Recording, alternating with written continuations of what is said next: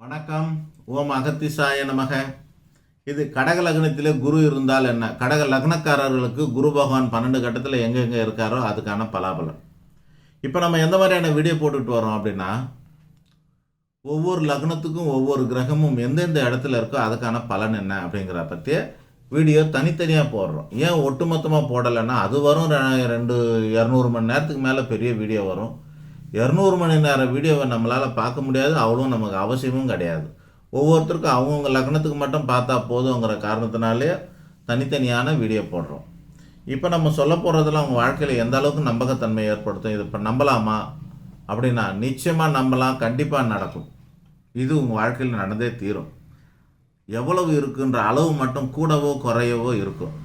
ஏன் அது அப்படின்னா, நம்ம 10ல் ஒரு பங்கு ஒரு விஷயத்தை மட்டும்தான் நம்ம எடுத்து சொல்கிறோம். 10 வகையான அம்சங்கள் இருக்குது. அதில் ஒரு 3-4 விஷயங்களை மட்டும்தான் இதில் நம்ம சொல்லப்படும். ஸ்தானத்தில் இருந்தால் என்ன, ஸ்தானாதிபதி இருந்தால் என்ன, காரகன் இருந்தால் என்ன, இந்த 3 மட்டும் நம்ம எடுத்து சொல்கிறோம்.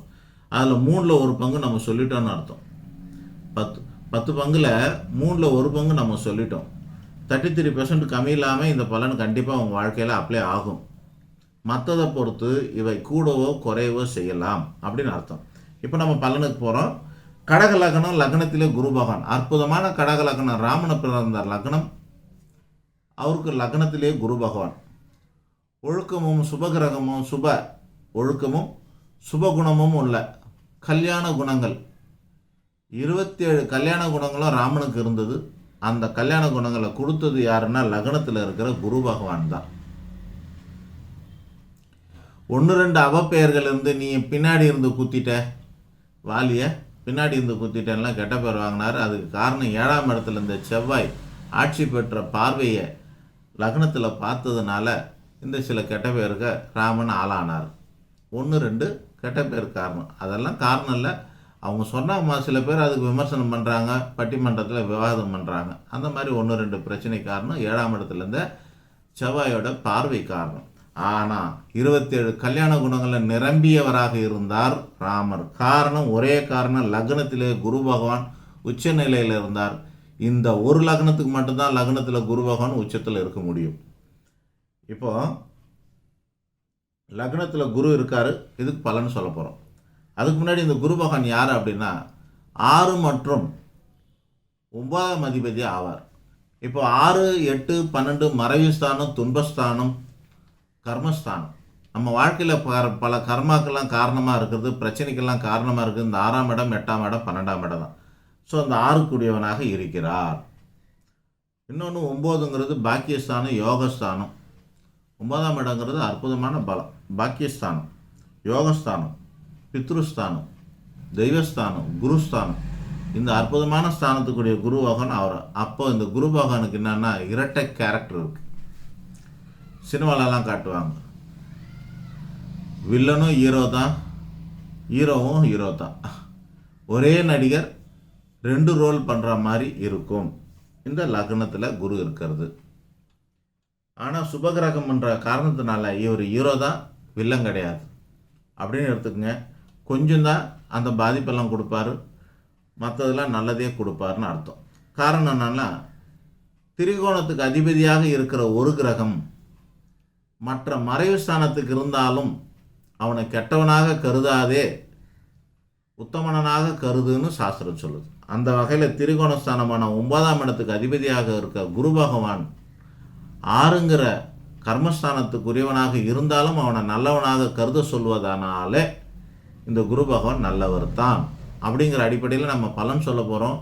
அப்போ 6 கூட பலனு கிடைக்குமா? கிடைக்கும், அது மைனர், கொஞ்சம் கொஞ்சம் கிடைக்கும். ஸோ நம்ம இப்போ சொல்லும் போது கொஞ்சம் குழப்பமாக தான் இருக்க போகுது உங்களுக்கு. ஆனால் கெடுதலை கம்மியாக எடுத்துக்கங்க, நல்லதை நிறைய எடுத்துக்கங்க. லக்னத்திலே குரு பகவான் இருக்கார், சிறப்பு. அடிப்படை தேவைகளை அமோகமாக பூர்த்தி ஆகிறது மட்டும் இல்லாமல் மிக சிறந்த யோகமான பலாபலன் உண்டு அப்படின்னு அர்த்தம் எடுத்துக்கோங்க. 6ஆம் அதிபதியானவர் லக்னத்தில் வந்திருக்கார் அப்படின்னா கடன் வழக்கு, வியாதி, சண்டை சச்சரவு, நோய் நொடி, மனக்குழப்பம் இவைகளும் கொஞ்சம் கொஞ்சம் இருக்கும்னு அர்த்தம். 9ஆம் இடம் லக்னத்தில் இருக்கார், யோகம், பாக்கியம் அப்படிங்கிறது, இறை அருள் அப்படிங்கிறது இருக்கும். இப்போ 2ஆம் இடத்துக்கு வரார். குரு பகவான் கடக லக்னத்துக்கு 2ஆம் இடமான சிம்மத்திலே அமர்ந்திருந்தால் என்ன பலன்? குடும்பத்தில் சிறு சிறு வாக்குவாதங்கள், ஆரம்ப கல்வியில் சில குழப்பங்கள், கண் பார்வையில் சிறு சிறு இம்சைகள் இவைகளெல்லாம் தோன்றும். வாக்குவாதம், வார்த்தைகளால் நல்ல விதமான வாக்குவாதம் நடைபெறும்னு அர்த்தம். விவாதங்களுக்குரிய நாக்காக இருக்கும்னு அர்த்தம். அதே நேரத்தில் 9ஆம் இடம் 2ல் இருக்கனால குடும்பத்துக்கு யோகம் உண்டு, குடும்பத்தில் இருக்கிறவங்களுக்கு யோகம் உண்டு, குடும்பத்தாரால் சில நமக்கு யோகம் உண்டு. ஆக அது சிறப்பு. இப்போ அந்த குரு பகவான் கடகலக்னத்துக்கு 3ஆம் இடமான கன்னியிலே அமர்ந்திருந்தால் என்ன? கன்னி குரு பகவான் 6 கிரகம் 3ல் இருக்கிறது அவ்வளோ விசேஷம் இல்லை. அந்த கன்னியே ராசி மண்டலத்தில் 6ஆம் இடம், நோய் ஸ்தானம், ருணஸ்தானம்னு பேர்.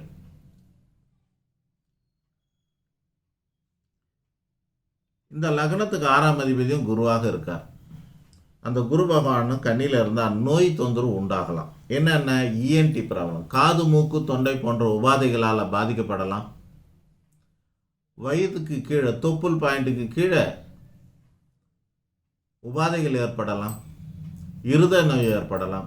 இந்த மாதிரி வயசுக்கு ஏற்ற மாதிரி, காலத்துக்கு ஏற்ற மாதிரி, மற்ற கிரகங்களுக்கு ஏற்ற மாதிரி தோஷங்கள் உண்டு.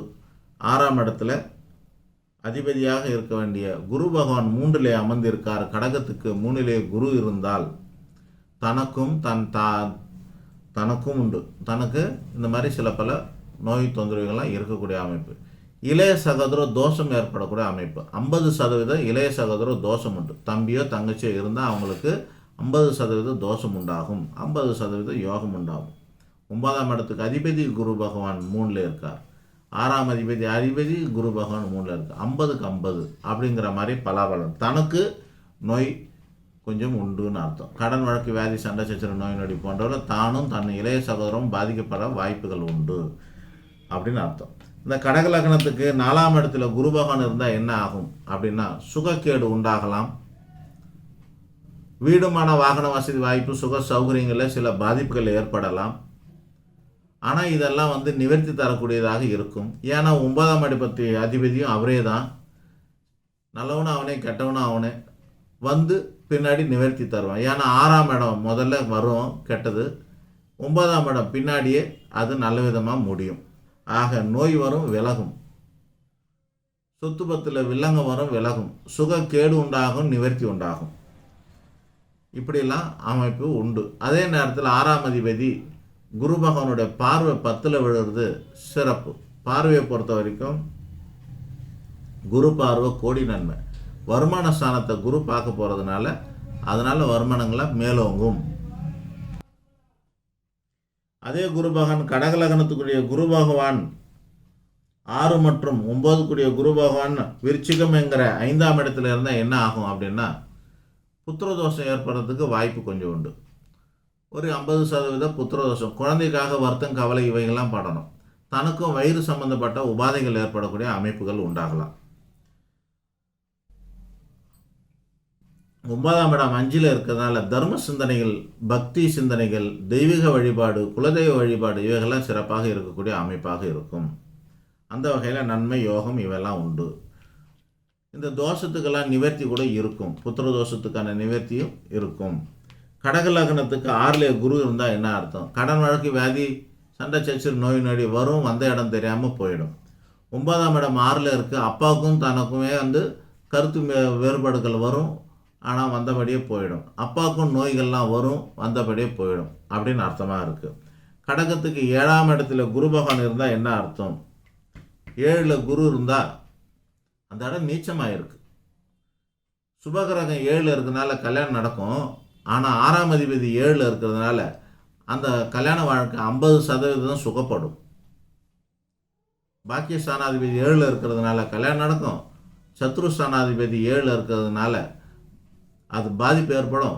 அந்த குரு பகவான் நீச்சமானதுனால பாதிப்பை 50% உயர்த்திவிடும்.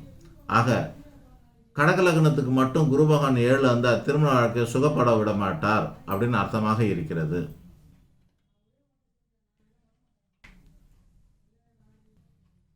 கடக லக்னத்துக்கு குரு பகவான் கும்பமான 8ஆம் இடத்துல அமர்ந்திருந்தால் என்ன பலன்? 6 கிரகம் 8ல் இருக்குது. கடன் வழக்கு, வியாதி, சண்டை சச்சரவு, நோய் நொடி தொந்தரவுகள் அதிகம் இருக்கும். அப்பாவுக்கான தோஷம் அதிகம் உண்டு. பித்ரு தோஷம். பிதா, பித்ரு, குரு, தெய்வ அனுகிரக குறைபாடுன்னு அர்த்தம், பாக்கிய தடைன்னு அர்த்தம், யோக தடைன்னு அர்த்தம். ஆக மொத்தத்தில் கடகலக்னத்துக்கு 8 குரு இருக்கிறது நல்ல பலனை தராது, பாதிப்பை ஏற்படுத்தும்னு அர்த்தமாக இருக்குது. எந்தெந்த வகையில்? கடன் வழக்கு, வியாதி, சண்டை சச்சரவு, நோய் நொடி போன்ற உபாதைகளும் அப்பா சம்மந்தப்பட்ட விஷயங்களுக்கும் பாதிப்புகளை ஏற்படுத்தும்னு அர்த்தம். இப்போ அந்த குரு பகவான் 9ல் இருக்காருன்னு வச்சுக்கோ. குரு பகவான் கடகலக்னத்துக்கு 9ஆம் இடமான மீனத்தில் இருந்தால் அற்புதமோ 1000. 9ல் குரு பகவான் ஆட்சி பெற்றிருக்காருன்னு அர்த்தமாகும். அதனால் அப்பாவோட அனுகிரகம் அமோகமாக இருக்கும், பித்ருகளோட ஆசீர்வாதம் அமோகமாக இருக்கும், குலதெய்வ ஆசீர்வாதம் இருக்கும், தெய்வங்களோட அனுகிரகம், குரு பகவானோட அனுகிரகம் இவையெல்லாம் அமோகமாக இருக்கக்கூடிய அமைப்பு அப்படின்னு அர்த்தமாக இருக்கும். 6ஆம் இடத்துக்குரிய பாதிப்பு துளி கூட வேலை செய்யாமல் அமோகமான பலாபலன்களை இந்த 9ஆம் இடத்துல இருக்க குரு பகவான் தருவார். உள்ளூரில் இல்லாமல் வெளியூரில் வெளிநாட்டிலே இருந்து அமோகமான லாபங்களை சம்பாதிக்கக்கூடிய அமைப்பையும் ஏற்படுத்துவார்னு அர்த்தம். ஓடி போனவனுக்கு 9ல் குருங்கிறது இவங்களுக்கு பொருந்தும். அடுத்ததாக இந்த குரு பகவான் கடகலக்னத்துக்கு 10ஆம் இடமான மேசத்தில் அமர்ந்திருந்தால் என்ன அர்த்தம்? மேசத்தில் குரு அமர்றதுனால குரு 10ல் இருந்தால் நல்லது தான். ஆனால் 6 குடியவன் 10ல் இருக்கிறதுனால கடன் வழக்கு, வியாதி, சண்டை சச்சரவு, நோய் நொடி உபாதைகள் கண்டிப்பாக இருக்கும். 9ஆம் இடத்துக்கு அதிபதியாக அவனே இருப்பதனால நிவர்த்தி இருக்கும். 10ல் இருக்கிறதுனால வேலை இருக்கும். 6ஆம் அதிபதியாக இருக்கிறதுனால பிறருடைய கர்மா தீர்க்கிற வேலையாக இருக்கலாம். டாக்டராக இருக்கலாம், போலீஸாக இருக்கலாம், மிலிட்ரியில் இருக்கலாம், அல்லது ஏதோ அரசாங்கத்தில் பலருடைய பிரச்சனைகளை தீர்க்கிற வேலையில் இருக்கலாம். இந்த மாதிரி இருக்கும். எப்படி இருந்தாலும் 10ல் சுபகிரகம் நிலையான வருமானத்தை தரும். ஆக இது சிறப்பு. அந்த கடகலக்னத்துக்கு 11ஆம் இடமான ரிஷபத்தில் குரு இருந்தால் என்ன பலன்? அமோகம். உங்களுக்கு எவனா எதிரி இருந்தானா அவன் சொத்து கூட உங்களுக்கு வந்து சேர்ந்துடும். அந்த மாதிரியான அமோகம். கடன் வழக்கு, வியாதி, சண்டை சச்சரவு, நோய் நொடி உபாதைகள் இல்லாமல் யோகம், அதிர்ஷ்டம், பாக்கியம் பெற்று லாபம், சுபம், லாவிஸ்டா செலப்பெரிய லக்ஸரியாக வாழக்கூடிய பெரிய வாழ்க்கை உண்டு. இப்போ கடகலக்னத்துக்கு 12ல் குரு இருந்தால் என்ன ஆகலாம்? யோக விரயம், பித்ரு விரயம், பித்ரு சொத்து விரயம், அப்பா விரயம், பிரிவு, கடன் வாழ்க்கை, வியாதி, சண்டை சச்சரவு, நோய் நொடி போன்ற காரணத்தினால கால விரையும், தன விரையும், பொருள் விரையும், எங்கும் நஷ்டம், பயணம், அலைச்சல், துன்பம். ஆக கடகலக்னம் 12ல் இருக்க குரு நன்மையை செய்ய மாட்டார். நன்றி, வணக்கம். அடுத்த லக்னத்துக்கு அடுத்த வீடியோவில் பார்ப்போம்.